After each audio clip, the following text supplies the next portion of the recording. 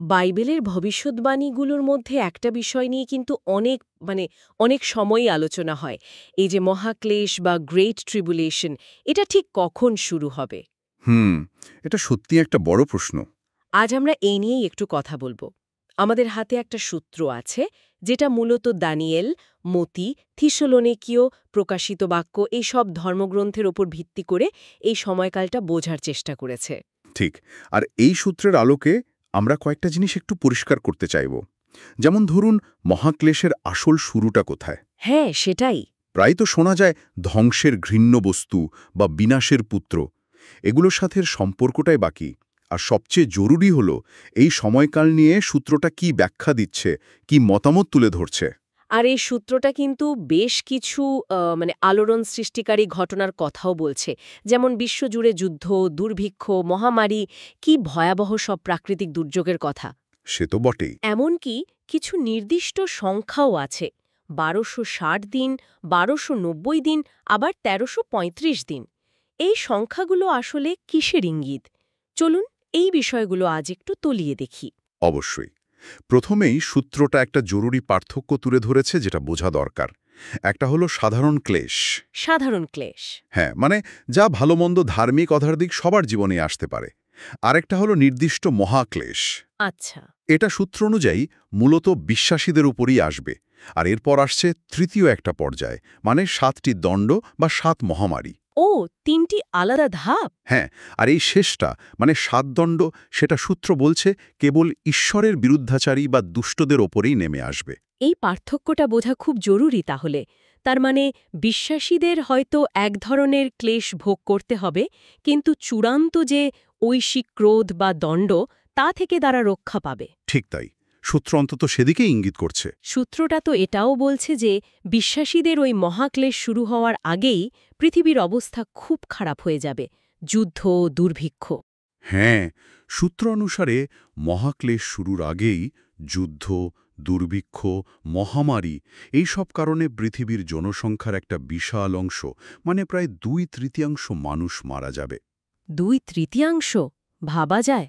সোখরীয় ১৩ অধ্যায়ের ৮ পদেও কিন্তু এরকম একটা ভয়াবহ পরিস্থিতির ইঙ্গিত দেওয়া হয়েছে। তাহলে মূল প্রশ্নে আসি, এই যে মহাক্লেশ পর্ব, এটা ঠিক কখন শুরু হবে? সূত্র কি কোনো নির্দিষ্ট ঘটনার কথা বলে? হ্যাঁ, সূত্র খুব স্পষ্টভাবেই বলছে এই শুরুটা। এটা হবে যখন ধ্বংসের ঘৃণ্য বস্তু পবিত্র স্থানে, মানে মন্দিরে স্থাপিত হবে। ধ্বংসের ঘৃণ্য বস্তু, এটা আসলে কি? মানে চূড়ান্ত অপবিত্রীকরণ বোঝাতে পারে। এমন কিছু যা ঈশ্বরের উপাসনার জায়গায় একেবারে বেমানান, একেবারে ঘৃণ্য।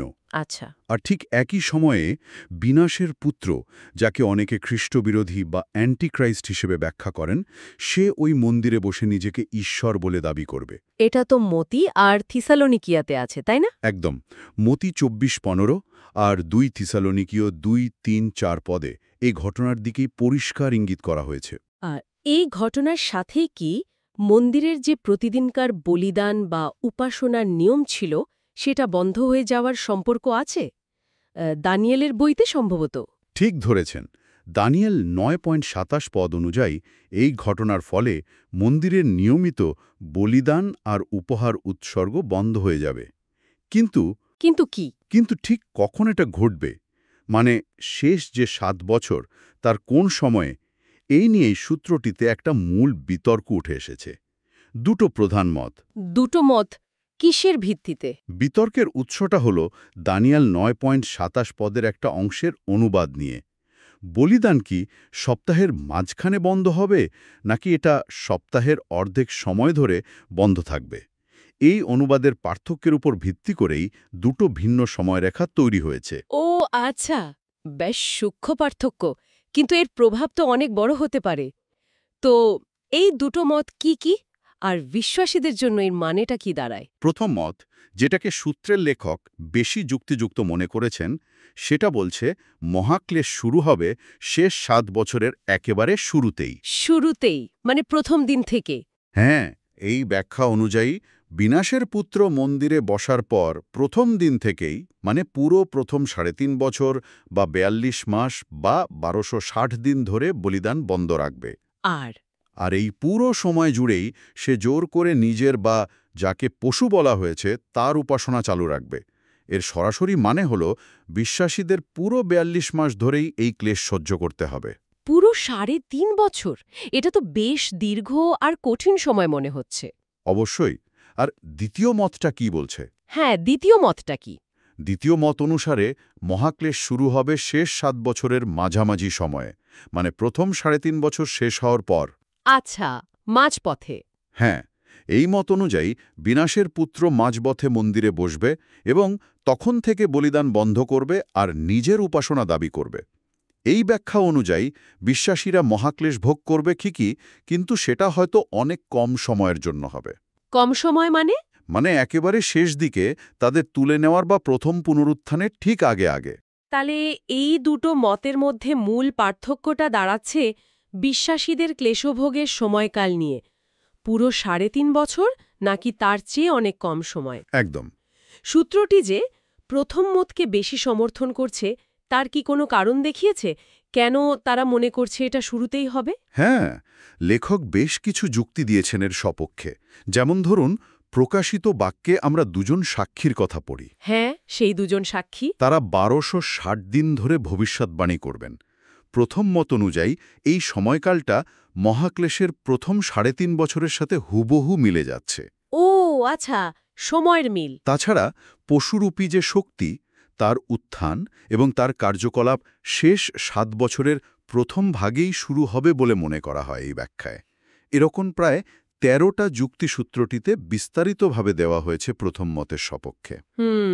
বিষয়টা বেশ জটিল কিন্তু গুরুত্বপূর্ণ। এই সময়কাল নিয়ে মতভেদ থাকলেও ওই সময়ে পৃথিবীতে যে ভয়াবহ সব ঘটনা ঘটবে সে বিষয়ে তো সূত্র একমত, তাই না? সেখানে কি ধরনের পরিস্থিতির কথা বলা হয়েছে? হ্যাঁ, সেই বিষয়ে সূত্র এক ভয়ঙ্কর চিত্র এঁকেছে। যুদ্ধ, দুর্ভিক্ষ, মহামারী, ভূমিকম্প, এগুলোকে মথি ২৪ অধ্যায়ের ভাষায় বলা হয়েছে দুঃখ ভোগের আরম্ভ, মানে প্রসব যন্ত্রণার শুরু যেমন হয়। শুধু শুরু? তার মানে এরপরের ঘটনাগুলো আরও মারাত্মক? সূত্র অনুসারে হ্যাঁ, প্রকাশিত বাক্য ৬-৮ পদের ভিত্তিতে বলা হচ্ছে পৃথিবীর ১/৪ মানুষ, মানে ৪ ভাগের ১ ভাগ, তরবারি, দুর্ভিক্ষ, মহামারী আর হিংস্র পশুর দ্বারা মারা যাবে। ১/৪? কিন্তু এখানেই শেষ নয়। প্রকাশিত বাক্য ৯-১৮ পদের উল্লেখ করে সূত্র বলছে এরপর আরও ১/৩ মানুষ মারা যাবে। আরও ১/৩? কিভাবে? আগুন, ধোঁয়া আর গন্ধকের দ্বারা সৃষ্ট এক ভয়ঙ্কর ঘটনায়।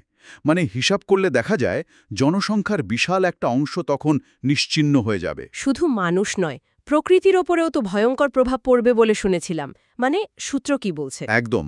সূত্রটি প্রকাশিত বাক্য ৮ অধ্যায়ের বর্ণনা তুলে ধরেছে। পৃথিবীর ১/৩ ভূমি ও গাছপালা পুড়ে যাবে। সমুদ্রের ১/৩ রক্তে পরিণত হবে। ভাবুন অবস্থাটা। সামুদ্রিক প্রাণের কি হবে তাহলে? ব্যাপক বিনাশ ঘটবে। আবার নদীর ১/৩ জল এমন তিক্ত হয়ে যাবে যে তা পানের অযোগ্য হবে। অনেকে সেই জল পান করে মারাও যেতে পারে। আর আকাশ, সূর্য, চাঁদ? এমনকি সূর্য, চন্দ্র ও নক্ষত্রের আলোর ১/৩ কমে যাবে। দিন রাতের স্বাভাবিকতা নষ্ট হবে আর বিশ্বব্যাপী খাদ্য সংকট আরও তীব্র হয়ে উঠবে এর ফলে। আর সেই পঙ্গপালের মহামারী কথা, যেটা নাকি মানুষকে আক্রমণ করবে কিন্তু মারবে না, খুবই অদ্ভুত শোনায়। হ্যাঁ, প্রকাশিত বাক্য ৯ অধ্যায়ের সেই বর্ণনা।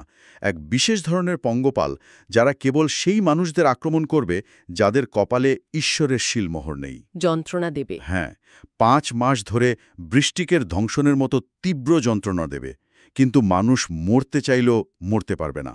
সূত্র বলছে আত্মহত্যাও তখন অসম্ভব হয়ে পড়বে। এক কথায় চরম এক নারকীয় পরিস্থিতি তৈরি হবে। এই যে চরম বিশৃঙ্খলা, মৃত্যু, ধ্বংস, এর মধ্যেই কি সেই বিনাশের পুত্র বা পশুর উত্থান ঘটবে, মানে ক্ষমতা দখল করবে? সূত্র কিন্তু সেই রকমই ইঙ্গিত দিচ্ছে।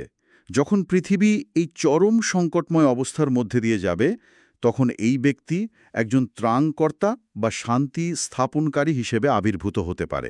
মানে সবাই তাকে স্বাগত জানাবে।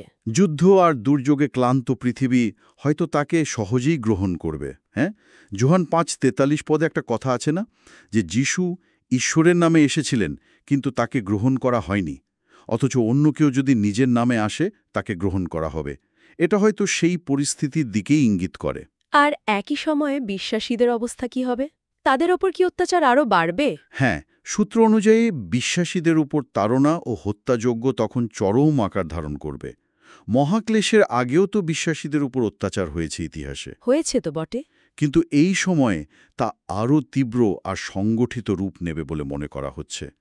প্রকাশিত বাক্য ৬-৯ পদে আমরা বেদির নিচে সেই শহীদ আত্মাদের দেখি, যারা ঈশ্বরের বাক্যের জন্য হত হয়েছিলেন। হ্যাঁ, মনে পড়ছে। আবার ৭.১৩-১৪ পদে বলা হয় এক বিশাল জনতা যারা মহাক্লেশ থেকে এসেছে। এটা ইঙ্গিত দেয় যে বহু বিশ্বাসী এই সময় শহীদ হবেন। যদি প্রথম মতটা সত্যি হয়, মানে মহাক্লেশ যদি শুরুতেই শুরু হয়, তাহলে ওই প্রথম ৩.৫ বছর ধরে কি বিশ্বাসীদের জন্য কোনো বিশেষ ঐশ্বরিক সুরক্ষা থাকবে? ওই যে দুজন সাক্ষীর কথা বললেন আগে। হ্যাঁ, প্রথম মতানুযায়ী সেই প্রথম ১২৬০ দিন বা ৩.৫ বছর ধরে দুজন সাক্ষী আবির্ভূত হবেন। প্রকাশিত বাক্য ১১.৩ অনুযায়ী তারা ঈশ্বরের দেওয়া শক্তিতে ভবিষ্যদ্বাণী করবেন। তারা কি বিশ্বাসীদের রক্ষা করবেন? সূত্র ব্যাখ্যা করে যে তারা হয়তো অলৌকিকভাবে বিশ্বাসীদের রক্ষা করার ক্ষেত্রে একটা ভূমিকা রাখবেন। তাদের অলৌকিক ক্ষমতা থাকবে, যেমন মুখ থেকে আগুন বের করে শত্রুদের ধ্বংস করা বা বৃষ্টি বন্ধ করে দেওয়া। তারা হবেন সেই কঠিন সময়ে ঈশ্বরের প্রত্যক্ষ প্রতিনিধি। এত সব ভয়ঙ্কর ঘটনার পর বিশ্বাসীদের জন্য এই মহাক্লেশের শেষটা কিভাবে হবে? মানে, তাদের কি এই পুরো সময়টাই পৃথিবীতে থাকতে হবে, নাকি কোনো আশা আছে? এখানে সূত্রটি একটি অত্যন্ত আশার বাণী শোনাচ্ছে। বিশ্বাসীদের জন্য মহাক্লেশের সমাপ্তি ঘটবে এক বিশেষ অলৌকিক ঘটনার মাধ্যমে, যাকে বলা হয় প্রথম পুনরুত্থান। প্রথম পুনরুত্থান বা র্যাপচার, তাই তো? হ্যাঁ, যার অর্থ হল আকাশে তুলে নেওয়া। আর সূত্র অনুযায়ী এই ঘটনাটা ঘটবে ধ্বংসের ঘৃণ্য বস্তু মন্দিরে স্থাপিত হওয়ার ঠিক ১৩৩৫ দিন পর। ১৩৩৫ দিন পর। এই সংখ্যাটা দানিয়েলের বইতে আছে। হ্যাঁ, দানিয়েল ১২-১১-১২ পদে আমরা ১২৯০ দিন এবং ১৩৩৫ দিনের উল্লেখ পাই। সূত্র এই ১৩৩৫ দিনকে র্যাপচারের সময়ের সাথে যুক্ত করছে। তাহলে ১৩৩৫তম দিনে ঠিক কি ঘটবে? সবাই একসাথেই? হ্যাঁ, সূত্র ব্যাখ্যা করছে সেই সময় খ্রিস্টেতে যারা মারা গেছেন সেই বিশ্বাসীরা প্রথমে পুনরুত্থিত হবেন। আর যারা বেঁচে থাকবেন? আর তারপর যারা তখনও জীবিত থাকবেন তারাও এক মুহূর্তে রূপান্তরিত দেহ লাভ করে একসাথে মেঘযোগে আকাশে তুলে নেওয়া হবেন প্রভুর সাথে মিলিত হতে। ১ থিসেলনিকীয় ৪:১৬-১৭ পদে এর খুব সুন্দর বর্ণনা দেওয়া আছে। আশ্চর্য ঘটনা। এই ঘটনাটি আবার সপ্তম তুরিধ্বনির সাথেও সম্পর্কিত, যার উল্লেখ আমরা প্রকাশিত বাক্য ১১-১৫ পদে পাই। তাহলে এই তুলে নেবার পরেই কি পৃথিবীতে সেই চূড়ান্ত ৭টি দণ্ড বা ঈশ্বরের ক্রোধ নেমে আসবে, যার কথা শুরুতে বলছিলেন? বিশ্বাসীরা কি তাহলে সেটা ভোগ করবে না? একদম ঠিক। সূত্র এই বিষয়ে খুবই স্পষ্ট এবং খুব জোর দিয়ে বলছে, বিশ্বাসীরা মহাক্লেশ ভোগ করবে, হয় ৪২ মাস নয়তো তার চেয়ে কম সময়, মতভেদ অনুযায়ী।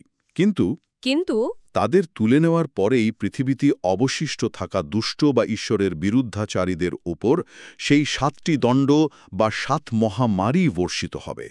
এগুলো হলো ঈশ্বরের প্রত্যক্ষ ক্রোধ বা বিচার। তাই বিশ্বাসীরা এই চূড়ান্ত দণ্ড থেকে সম্পূর্ণভাবে রক্ষা পাবে। সূত্রটিতে বারবার এই পার্থক্যটা তুলে ধরা হয়েছে। আচ্ছা, কিন্তু অনেক সময় একটা প্রশ্ন ওঠে মথি ২৪-২২ পদ নিয়ে। ওখানে বলা হয়েছে সেই দিনগুলো সংক্ষেপিত করা হবে।